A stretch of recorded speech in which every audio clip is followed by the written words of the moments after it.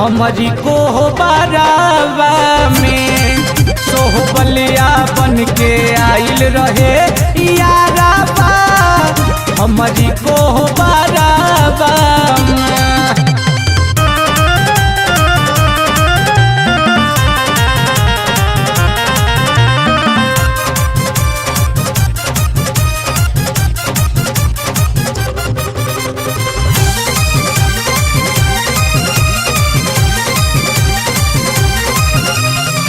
सोरहो सिंगार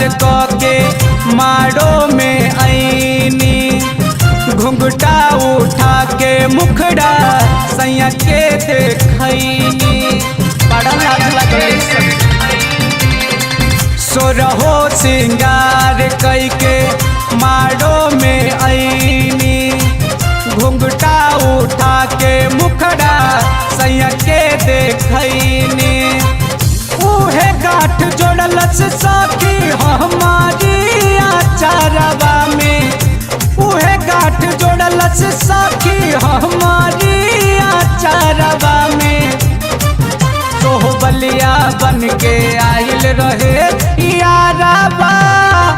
हमारी को बारावा में सोहबलिया बन के आइल रहे यारावा हमारी को बारावा में सोहबलिया बन के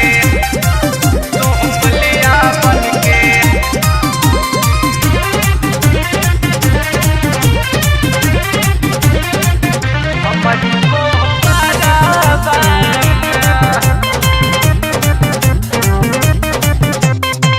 शादी से पहले ओके कैले रही माना एच हरेंद्र बिटुओ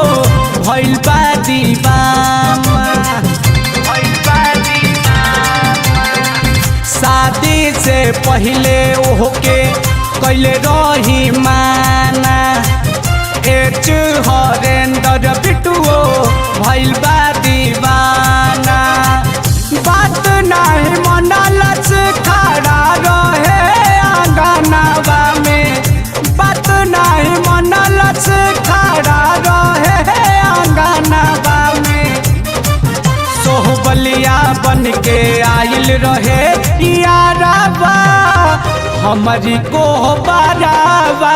में सोहबलिया बन के आइल रहे यारावा हमारी को बारावा में। दर्द बड़ी बड़ी